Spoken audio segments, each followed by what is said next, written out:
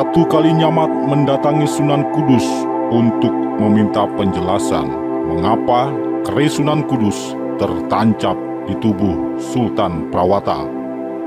Tak dapat mengelak, Sunan Kudus memang terlibat dalam persekongkolan untuk melenyapkan Sultan Prawata. Sunan Kudus mengatakan kepada Ratu Kalinyamat bahwa yang dialami oleh saudaranya itu adalah harga yang harus dibayar karena Sultan Prawata berhutang nyawa kepada Pangeran Sekar.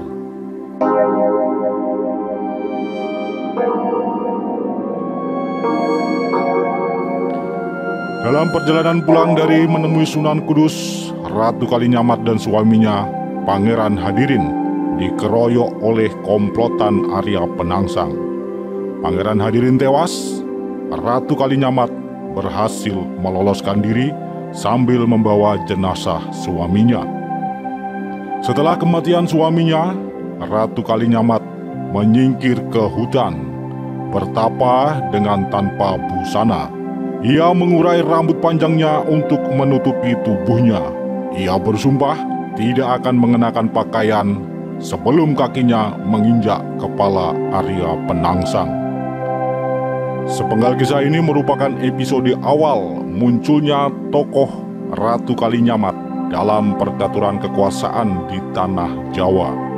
Kisahnya yang penuh tragedi kemudian melahirkan karakter ketokohannya yang sangat kuat. Dialah yang mengubah konstelasi kekuasaan di tanah Jawa pasca konflik perebutan tahta Demak oleh keturunan-keturunan Raden Patah. Berawal dari sepenggal kisah ini, cikal bakal Mataram Islam mulai muncul yang didahului dengan munculnya Kesultanan Pajang. Bukan hanya raja-raja Jawa ketika itu yang hormat oleh wibawanya, tetapi Portugis pun tidak berani memandang remeh Ratu Kalinyamat. Portugis menjulukinya De Kraniga Dame, Reina de Japara, Senora Poderosa Erika, yang artinya perempuan pemberani Ratu Jepara, kaya dan berkuasa. Kita akan membahas riwayat Ratu Kalinyamat, perempuan paling berpengaruh di Jawa sejak era kerajaan-kerajaan Islam di tanah Jawa. Yuk simak video ini hingga selesai.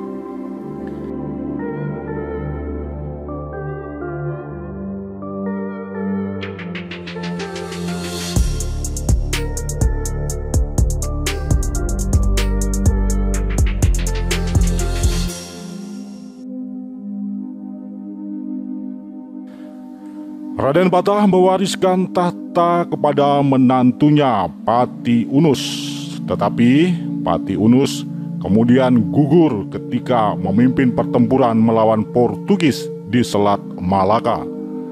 Penerus Pati Unus pun pungkas karena ia membawa serta kedua putranya dalam ekspedisi militer yang fatal tersebut. Pangeran Sekar atau yang biasa juga disebut Pangeran Kikin adalah putra tertua Raden Patah, tetapi lahir dari istri ketiga. Ibu Pangeran Sekar adalah anak Adipati Jipang. Karena itu, Pangeran Sekar adalah pewaris tahta Jipang. Sebagai anak tertua, Pangeran Sekar merasa berhak untuk melanjutkan tahta Demak. Di pihak lain, Pangeran Trenggana juga merasa berhak atas tahta Demak. Sebab meskipun bukan anak tertua, tetapi Trenggana adalah anak dari istri pertama Raden Patah. Ibu Pangeran Trenggana adalah anak Sunan Ampel. Pangeran Trenggana mempunyai 5 orang anak. Anak tertua adalah seorang perempuan bernama Retna Kencana. Satu-satunya adik laki-laki Retna Kencana adalah Pangeran Prawata. 3 adiknya yang lain adalah perempuan. Salah satunya kelak menjadi istri Hadiwijaya alias Jaka Tingkir dari Pajang.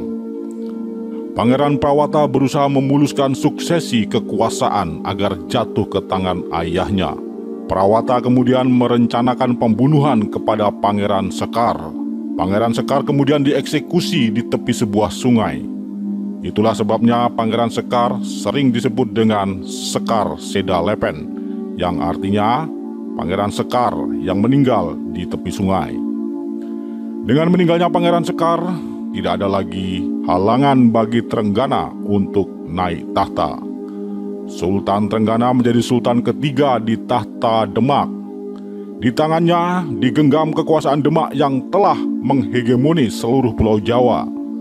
Trenggana berambisi ingin menyapu bersih sisa-sisa loyalis Majapahit yang masih bertahan di wilayah Blambangan. Dengan kekuatan penuh yang didukung pula oleh sekutu Demak, yaitu Banten dan Cirebon, Sultan Trenggana memimpin langsung penyerbuan ke wilayah ujung timur Pulau Jawa. Tetapi ternyata Blambangan bukan kaleng-kaleng. Alih-alih Trenggana mampu menaklukkan Blambangan, malah di tempat itu Sultan Trenggana tewas di tangan seorang bocah yang masih ingusan.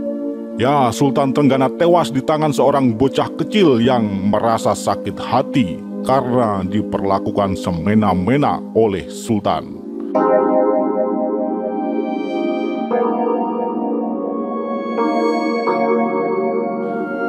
Pangeran Prawata menggantikan ayahnya, Sultan Trenggana, menjadi Sultan keempat. Tangan Prawata telah berlumur darah. Dialah yang telah menghabisi Pangeran Sekar. Putra Pangeran Sekar, Arya Penangsang, membuat perhitungan. Didukung oleh gurunya, Sunan Kudus, Arya Penangsang menuntut balas atas kematian ayahnya. Hutang nyawa dibayar nyawa. Pada akhirnya, orang suruhan Arya Penangsang datang menjemput ajal Sultan Prawata dengan keris milik Sunan Kudus. Gugurnya Sultan Prawata membuat Arya Penangsang dapat melenggang menduduki tahta Demak tanpa penghalang. Arya Penangsang menjadi penguasa kelima Kesultanan Demak dengan berkedudukan di Jipang. Sementara itu, Retna Kencana menuntut keadilan kepada Yang Maha Kuasa dengan tapa tanpa busana. Ia membuka sayembara kepada siapapun yang mampu menghabisi Arya Penangsang akan mendapatkan wilayah Mataram. Mas Karabet alias Jaka Tingkir alias Hadiwijaya adalah menantu Sultan Trenggana yang menjadi adipati di Pajang. Hadiwijaya menjumpai kakak iparnya Ratna Kencana dan meminta restu untuk membalaskan dendam keluarga mereka. Ratna Kencana merestui Hadiwijaya dan menjanjikan tahta Demak untuknya jika berhasil membinasakan Arya Penangsang. Pada tahun 1557, meletuslah perang antara Jipang melawan Pajang. Dibantu oleh Ki Ageng Pamanahan, Ki Penjawi, dan Danang Sutawijaya, Hadiwijaya berhasil menghabisi Arya Penangsang. Setelah kematian Arya Penangsang, Retna Kencana kembali ke istana di Kalinyamat, Jepara. Retna Kencana kemudian memberikan wilayah Alas Mentoa kepada Ki Ageng Pamanahan yang berhasil membunuh Arya Penangsang. Ia pun menyerahkan tahta Demak kepada Hadiwijaya, adik iparnya yang telah membalaskan dendamnya kepada Arya Penangsang. Hadiwijaya kemudian memindahkan tahta Demak ke Pajang, menutup riwayat Kesultanan Demak, dan mendirikan kesultanan sendiri, Kesultanan Pajang. Retna Kencana bertahta di Kalinyamat, Jepara. Meskipun Jepara berstatus sebagai bawahan Pajang, tetapi Sultan Hadiwijaya sangat menghormati kakak iparnya itu. Dalam praktiknya, Jepara dan Pajang berdiri sederajat. Beberapa sumber menyebutkan bahwa daerah Kalinyamat di Jepara dibuka oleh Pangeran Hadiri. Pangeran Hadiri adalah pendatang dari luar Jawa. Ada sumber yang menyebutkan bahwa Pangeran Hadiri berasal dari Tiongkok. Tetapi sumber lain menyebutkan bahwa Pangeran Hadiri sejatinya adalah pangeran dari Aceh yang mempunyai nama asli Pangeran Thoyib. Pangeran Thoyib merantau ke Tiongkok, baru kemudian pergi ke Jawa. Ia datang ke Jawa bersama ayah angkatnya dari Tiongkok yang bernama Chi Huan Guan. Di Jawa, Pangeran Thoyib diterima oleh Sultan Trenggana. Ia disebut juga dengan nama Pangeran Hadiri karena hadir sebagai pendatang di Demak. Ia menikah dengan Retna Kencana, putri sulung Sultan Trenggana. Pangeran Hadiri kemudian membuka wilayah Kalinyamat dan mendirikan keraton di tempat itu yang membuatnya kemudian dikenal sebagai Pangeran Kalinyamat. Ayah angkat Pangeran Kalinyamat, Chi Huangguan, adalah seorang yang terpelajar dan ahli ukir. Ia mengajarkan keterampilan mengukir kepada rakyat Kalinyamat yang masih lestari hingga kini. Setelah berakhirnya riwayat Kesultanan Demak, Retna Kencana dinobatkan sebagai penguasa Jepara tahun 1558 dengan gelar Ratu Kalinyamat. Ratu Kalinyamat tidak dapat mengandalkan sektor pertanian karena wilayah kekuasaannya di sepanjang pantai utara Jawa meliputi daerah-daerah yang kurang subur. Karena itu ia membangun Jepara sebagai kerajaan maritim. Ia membangun 4 pelabuhan laut yaitu di Jepara, Juwana, Lasem, dan Remban. Ratu Kalinyamat mengembangkan industri perkapalan untuk mendukung sektor perdagangan lintas pulau, juga memperkuat armada angkatan laut dengan kapal-kapal perang yang banyak sekali jumlahnya.